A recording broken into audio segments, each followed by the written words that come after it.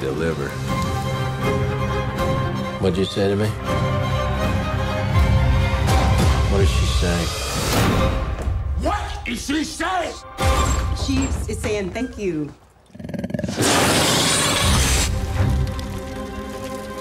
Hello and welcome to another review. The Shape of Water centres around a weird water-dwelling creature which, on first encounter, almost thuds through the container it's within, giving every unsuspecting Tom, Dick or Harriet a fright. Eliza Esposito, Sally Hawkins, and Zelda D. Fuller, played by Octavia Spencer, are for the facility's resident cleaners, the former being a mute and the most curious about the new arrival, potentially getting herself into hot water.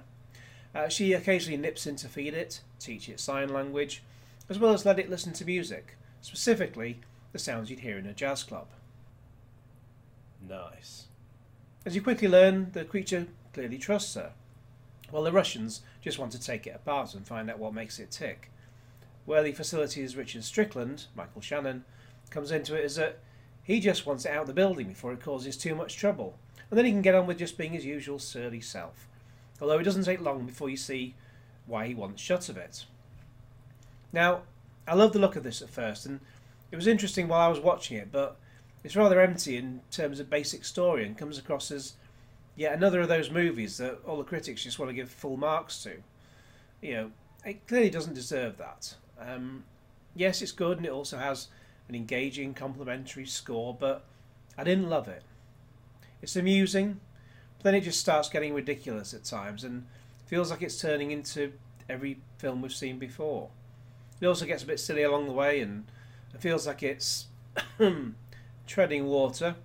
As such, I wouldn't rush to watch it again. However, what's great about this film particularly is Sally Hawkins and Michael Shannon.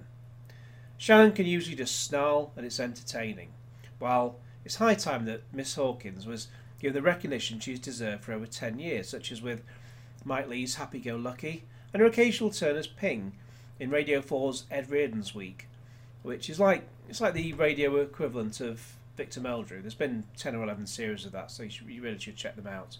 So when the Godzilla sequel comes round, which I think is going to be 2019, unless they put it back further, she must be given a higher profile role, surely. What's also great is a late scene with Eliza while she's in the kitchen. And I'll say no more than that. You'll know it when you see it. Plus, don't think that it's an easy thing to not have to learn verbal lines through a film, because Miss Hawkins had to sign every intent, as well as bring forth all her facial gestures.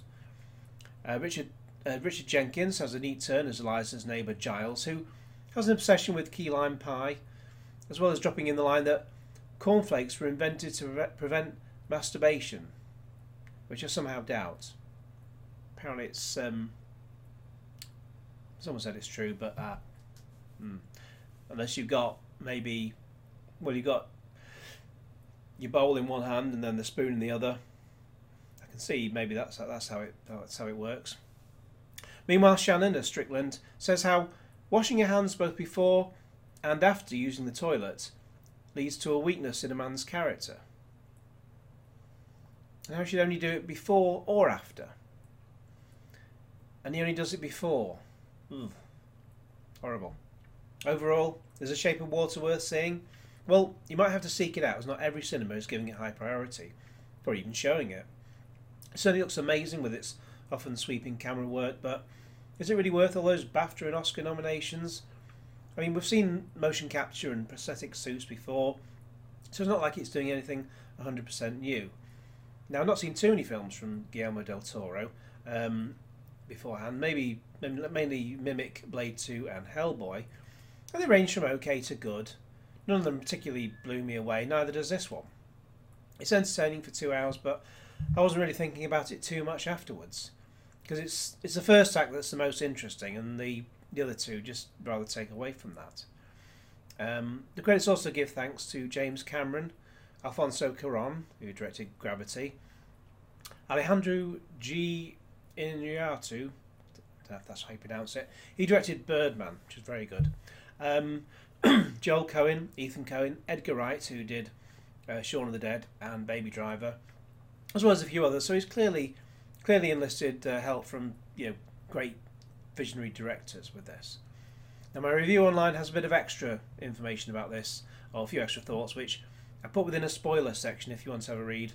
But I say, you make sure you've seen the film first because it will give spoilers. So, but you can't accidentally, come across them. You've got to click on something to do that. But if you have seen it, let me know what you think online in the obviously online because that's how you're watching this. But let me know what you think in the comments below. Please give it a like and subscribe if you haven't already. And cue Genesis.